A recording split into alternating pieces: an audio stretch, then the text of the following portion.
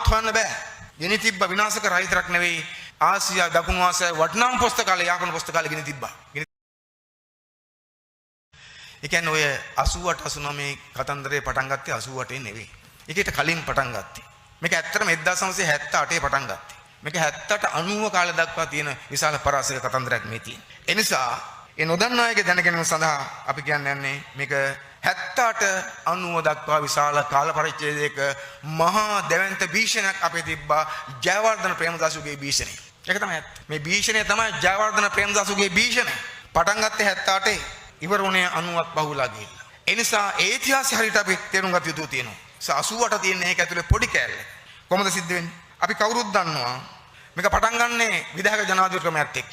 ඔබ දන්නවා ජයවර්ධන 1977 බලයට ආවා. 6න් 5ක බලයක් අරන් පාර්ලිමේන්තුවේ. ඊට පස්සේ ඔහු අපේ රටේ ව්‍යවස්ථා වෙනස් කරලා අපේ රටට අලුත් ව්‍යවස්ථා ක්‍රමයක් හඳුන්වා දුන්නා. විධායක ජනාධිපති බලය සහිත ව්‍යවස්ථාවක් හඳුන්වා දුන්නා. හඳුන්වා දීලා ඔක්කොම ඒක බලය කොච්චරද කිව්වොත් එහෙම ඒකෙන් කරන්න බැරි ගෑණියෙක් මිනිහෙක් කරන එකයි මිනිහෙක් ගෑණියෙක් කරන එකයි අරෙන්න අනිත් ඔක්කොම කරන්න පුළුවන් කියලා. මන්ත්‍රීවරුන්ගේ ඉල්ලාස්වීමේ ලියුම් ටික සාක්ෂි දාගත්තා.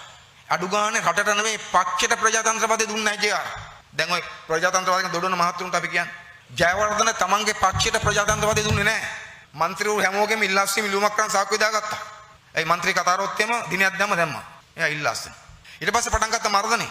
පටන් ගත්ත මොකෙන්ද 1980 ජූලි වර්ජනය සිද්ධ වුණා. ඔබ කවුරුත් දන්නවා. ඒක කරේ අපි නෙවෙයි. සමාජ කෝණිස් පක්ෂ වලින් කම්කරුවනේ. ඒ වර්ජනය වෙච්ච යාලා මොකද කරේ? අත්‍යවශ්‍ය සේවා නියෝග කියන එක දාලා හස්නිතිය දාලා ලක්ෂයකට වැඩි කම්කරු ප්‍රමාණයක් රැකියාවලින් අයින් කර දැම්මා. ජීආර්ගේ වචනේ මොකද්ද? අපි ඒගොල්ලෝ යවනකෝ කනත්තට වර්ජකෙන් කනත්තට යවන කතා කරේ ජීආර් ජාදන.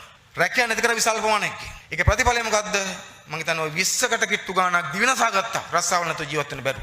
එහෙම පටන් ගත්තේ. ඊට පස්සේ වැඩ වර්ධන වලට උද්ඝෝෂණ ගහන්න වෙන මැරකණ්ඩායමක් හැදුවා. මැරකණ්ඩායමක් 1978 වෙනකොට මැරකණ්ඩායමක් හැදුවා. ජාතික සේවක සංගමයට සම්බන්ධ වෙලා හිටපු ඔය වරායේ CTBK වගේ ආයතන වල වැඩ කරපු එක්සත් ජාතික පක්ෂයේ කිට්ටුම කණ්ඩායම් අරගෙන මැරකණ්ඩායමක් හැදුවා. බයිසිකල් චේන් දීලා පොළු දීලා. ඒ මැරකණ්ඩායමට උපාලි විජේවර්ධනගේ පත්තරේ ඔය දිවෙන පත්‍රේ නමක් දැම්මා.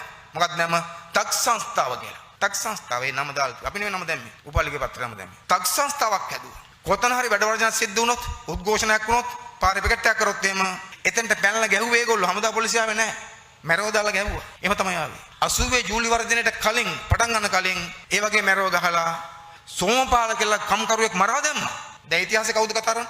උද්ඝෝෂණයක් කරාම මැරව දහලා සෝමපාල කියලා කම්කරු සහෝදරෙක් ඝාතනය කරා. ජර්ගේ ආණ්ඩුව පටන් ගත්තේ එහෙම ඝාතන ගණන් ලයිස්තු හදනවා නම් අපි කියනවා ලයිස්තු හදන කට්ටියට එතනින් පටන් ගන්නකො. ඒක සෝමපාල සහෝදර ඝාතනය කිරීම. ඒකෙන් පටන් ගත්තා. ඊට පස්සේ රට පුරාම ඇමතිවරු කණ්ඩායමක් හිටියා. මැර ඇමතිවරු හැම දිස්ත්‍රික්කයකම මැර ඇමතියෙක් හිටියා. කාටවත් දේශපාලනකම් දුන්නේ නැහැ. ඒ කාලේ අපි 1977න් පස්සේ ප්‍රසිද්ධ දේශපාලනකම් පටන් අරගෙන රැස්වීම කරන් දුන්නේ නැහැ. මට මතක කැකිරාවේ හිටියා මැර ඇමතියෙක් මහින්ද සෝම. අපේ අනුරාධපුරේ සෞතුරු දාන්න පරම සෞතුරු දාන්න කැකිරාවේ. කඩුවෙල හිටියා පෝල් පෙරරා. කාටවත් දේශපාලනකම් දුන්නේ නැහැ. මයංගනේ හිටියා අපේ සමන් සහෝදරත් අහලා තියෙන දන්නවා. කැප්ටන් සනිල් රත්න දේශපාලනකම් දුන්නේ කාටවත්. මම මේ නමක් දෙකක් කියන්නේ මතක් වෙන ඒගොල්ලන්ට. ඒ වගේ අර ප්‍රාදේශීය අධිපතිත්වය දක්වතු මැර ඇමතිවරු හිටියා ජාර්ගේ කාලේ. රැස්වීම කරන් දෙන්නේ නැහැ. උද්ඝෝෂණයක් කරන් දෙන්නේ නැහැ. පාවට බහින්න දෙන්නේ නැහැ. එහෙම බීසුණු පාලනයක් කරන් ගියේ ඒගොල්ලෝ. ඒ භීෂණය නොදන්න අය තමයි දැන් මේ 88 භීෂණයක් ගැන කතා කරන්න පටන් ගන්න තියෙන්නේ. ඊළඟට එතනින් අතර උන්නේ නැහැ. 1981 ආවස් ඡන්දයක් සංවර්ධන සභාවේ ඡන්දය කියලා. සංවර්ධන සභාවේ ඡන්දය. එකපාරයි තිබුණේ ඒක. දිස්ත්‍රික් සංවර්ධන සභාව. ඒ දිස්ත්‍රික් සංවර්ධන සභාවේ ඡන්දෙදී යාපනයට ගිහිල්ලා මැරෙව්. ආණ්ඩුවේ මැරෙව් ගිහිල්ලා යාපනයේ ඡන්ද පෙට්ටි කොල්ල කෑවා. සමහර ඡන්ද පෙට්ටි තාමත් හොයන්න බෑ. ගෙන තිබ්බ විනාශ කර හිතරක් නෙවෙයි ආසියා දකුණු ආසියාවේ වටිනාම පුස්තකාලය යාපන පුස්තකාලය ගෙන තිබ්බා. ගෙන තිබ්බද නැද්ද? අපේ රටේ කැලලක් මේ තියෙන අපිට මොකද්ද? යාපන දිවිච්ච වටිනාම පුස්තකාලය ගෙන තිබ්බා එක්සත් ජාතික පක්ෂ ඇමතිවරු ගිහිල්ලා. සාමාන්‍යයෙන් ඒ කාලේ කියනවා මේකට ගියේ ගාමිණීලා 3 දෙනෙක් කියලා. ගාමිණීලා 3 දෙනෙක්. කවුද? ගාමිණී සානායක, ගාමිණී ජයප්‍රම පෙරේරා, ගාමිණී ලොකුගේ. ඒගොල්ලන්ගේ නායකත්වය තමයි මේ ගෙන තිබ්බේ. මහ විශාලක්. උතුරේ මහා දැවැන්ත යුද්ධයක් නිර්මාණය වීමටත් ඒක හේතුවක් වුණා. ඒගොල්ලන්ගේ හදවත ගෙන තිබ්බේ. පුස්තකාලයක් ගෙන තිබ්බා. කල්පනා බලන්න. දැන් බගදසල ඔය රයින් වික්‍රමසිංහ අඬ අඬ හිටියන මිනිහගේ අර ගෙදර ගෙන ගත් වෙලාව පොත් එක පිච්චුණා කියලා. හැබැයි රයින්ලා ගෙන තිබ්බේ කාලෙක කොහමද? යාපනයේ හදවත වෙච්ච පුස්තකාල ගෙන තිබ්බා. ප්‍රචණ්ඩත්වයේ පටන් ගත්තේ ඒවෙන්. 1981 ගෙනාවා අධ්‍යාපන විනාශ කරන ධවල පත්‍රිකාවල එකක්. ඔය රනිල් ගෙනාවේ. તો රනිල් අධ්‍යාපන තරුණ ඇමතිකම දාන්න කාලේ. මේ රනිල් ගෙනාව එකක්. ඒකට එරෙහිව අධ්‍යාපනය ආරක්ෂා කරන තරුණ මේ විශ්වවිද්‍යාල ශිෂ්‍යෝ පාරටාම්. ඒ ශිෂ්‍යන්ට ගැහුවා. අස්පියෝ දාලා ගැහුවේ. අස්පියෝ පිට නැවිලා ගැහුවේ. මර්ධනය ආවේ එහෙම. හැබැයි ඒ කාලේ ශිෂ්‍යංගමේ තිබුණේ අපේ නායකත්වයෙන්. හැබැයි අපි සමත් වුණා ඒ පහරව කාගෙන දවල පත්‍රිකා පරද්දන්. ජේ.ආර් පළවෙනි වතාවට පෙරදුනේ ශිෂ්‍ය ඉස්රායිදා. ඊළඟට ඉන්න අතර උනේ නැහැ. උද්ඝෝෂණ කරන හැමෝටම ගැහුවා. ඔබ හිතලා බලන්නකෝ මම මේ තොරතුරු කීපයක් කියන්නේ. කාන්තා දිනයකදී කාන්තා දිනේ පෙරපාලියක් ගියපු සමාජ පක්ෂයේ විවියන් ගුණවර්ධන මහත්මයා තුල කණ්ඩායමට ගැහුවා. පොලිසිය ධම්මල. කාන්තාවන්ට ගහන ජරග ආණ්ඩුව. එහෙම තමයි ආවේ මේක. මේ 88 නෙවෙයි. මේ ඊට කලින් වම 82 3 කාලේ. එහෙම ගැහුවා. ඊට පස්සේ අන්දෙන්ගේ දවසේදී අන්දේ උද්ඝෝෂණ කරාම අන්දෙන්ට ගැහුවා. ජේ.ආර් ගාණ්ඩුව කියලා කියන අන්දෙන්ටත් ගහපු ආණ්ඩුව. ඉන්න අතර උනේ නැහැ. අපේ මහදුරු සරච්චන්ද්‍ර එදිරිවීර සරච්චන්ද්‍ර පෙරදෙන විශ්වවිද්‍යාලයේ මහාචාර්යවරයා. සරච්චන්ද්‍ර මහත්තයා පොතක් ලිව්වා ධර්මිෂ්ඨ සමාජයක් කියලා. ඒ පොතෙන් විවේචනය කරා ජේ.ආර්. එනිසා මොකද කරේ? මැරව දාලා කාණුවේ දාගෙන ගැහුවා සරච්චන්ද්‍රට. අපි අහමු දැන් එක්සත් ජාතික පක්ෂයේ මහත්තුරුන්ගේ. ඒකට මොකද කියන්නේ කියලා. ජනතා විමුක්ති පෙරමුණට ප්‍රශ්න කරනගෙන අපිට ඉස්සෙල්ලාම ওই මොකක්වත් නැති කාලේ මහාචාර්ය එදිරිවීර සරච්චන්ද්‍ර කාණුවේ දාන් ගැහුවද නැද්ද? ඒකට මොකද සිද්ධ වුනේ? මේ මොකක්වත් උන්නේ නැහැ. ඉන්න අතර උනේ නැහැ. අර සමහර පහර දීම් සම්බන්ධයෙන් සමහර ඔය මට මතකයි මොකක් හරි ඔය බෞද්ධ සංවිධානයක ගම්පහ දිස්ත්‍රික්කයේ පත්‍රිකාව ගැප් පැහැරගෙන ගියා. ඒකට උදු නඩුවක් තිබ්බ. නඩුවෙන් ආණ්ඩුව පෙරදුනා. ඊට පස්සේ නඩු තීන්දුව දීපු සමහර නඩු තීන්දුව දීපු මිනිසුන්ගේ ගෙවල් ඉස්සරහා නඩුකරන් ගෙවල් ඉස්සරහා හූ කියලා ගල් ගෙවුව ගෙවල් වලට ජේ.ආර්ගේ පාලනේ ආණ්ඩුවට විරුද්ධව තීන්දුව දුන්නයි කියලා ඒ තීන්දුව දීපු මිනිසුවරයාගේ ගෙදර ඉස්සරහා කෑ ගාලා හූ කියලා ගල් ගෙවුව ගෙවල් වලට. එහෙමයි ජේ.ආර්ලගේ ප්‍රයත්නවත් තිබුණේ. එහෙම මේක ඉස්සරහට ආවේ. නතර වෙන්න නැතු ඉස්සරහට ආවේ. ඊට පස්සේ ඉන්න අතරුනෙත් නැහැ. ස්ත්‍රී දූෂකයන්ට දුන්නා මොකද්ද ජේ.පී පට්ටම්. ගෝනවල සුනිල් කියලා කෙනෙක් හිටියා. සමහරට අහලා ඇති ඔබ දන්නවා. ගෝනවල සුනිල් කියලා. එක්සත් ජාතික පක්ෂයේ මැරෙක් ස්ත්‍රී දූෂකයෙක්. ඔව් හිරේ හිටියේ. ජයවර්ධන මොකද කරේ?